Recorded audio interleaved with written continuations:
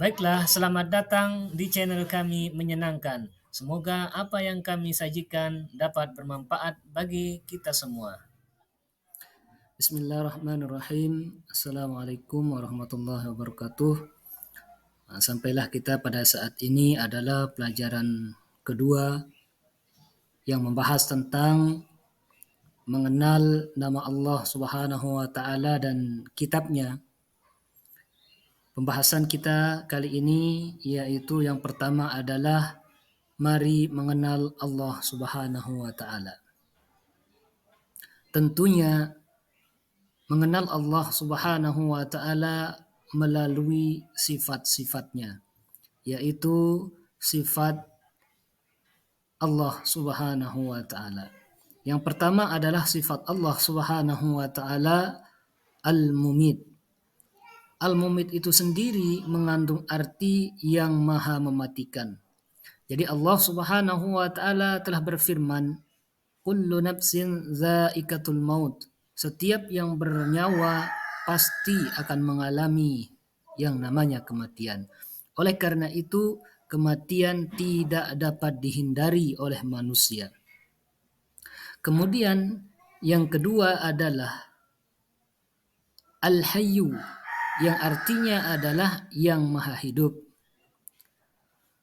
Al-Hayyu mengandung arti bahwa Allah Subhanahu wa taala hidup kekal selamanya dan yang memberikan hidup makhluknya, hidup atau mati dan di dalam kekuasaan Allah Subhanahu wa taala. Maksudnya adalah hidup atau mati ada di dalam kekuasaan Allah Subhanahu wa taala. Contoh, beberapa banyak orang yang sedang mengalami sakit berat, tapi Allah masih berkehendak memberikan kesempatan untuk hidup. Kemudian beberapa orang yang sehat jasmani dan rohaninya, akan tetapi Allah Subhanahu wa taala tidak memberikan kesempatan untuk hidup. Kemudian yang ketiga adalah Al-Qayyum. Al-Qayyum artinya adalah yang maha memberi, yang maha berdiri atau maha mandiri. Al-Qayyum mengandung arti Allah Subhanahu wa taala itu berdiri sendiri untuk selama-lamanya. Allah Subhanahu wa taala memberikan pendidikan kepada manusia supaya hidup tidak selalu bergantung kepada orang lain.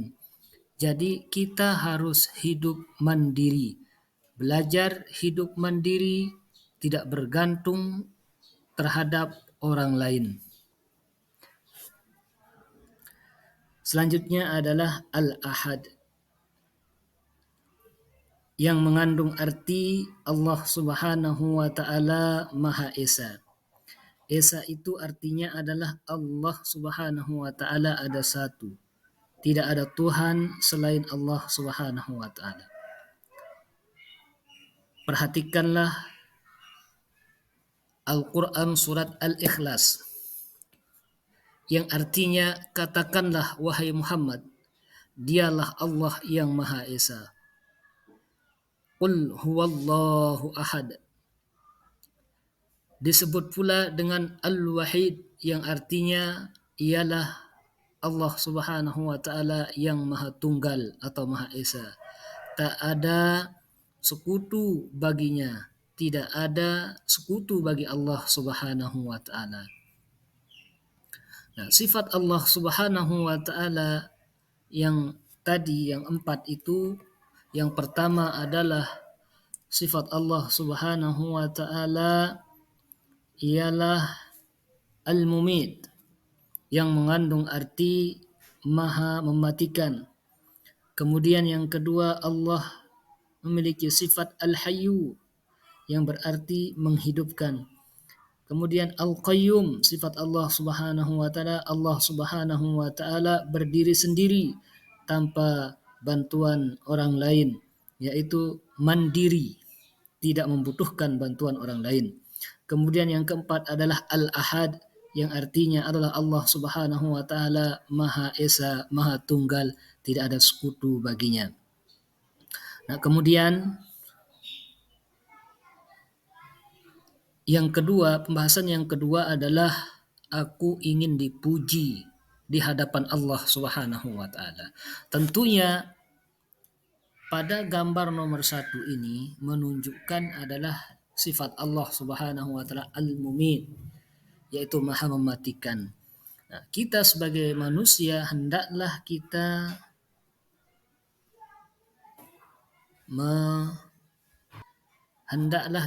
saling membantu baik terhadap orang yang sudah meninggal dunia maupun orang yang masih hidup. Artinya apa?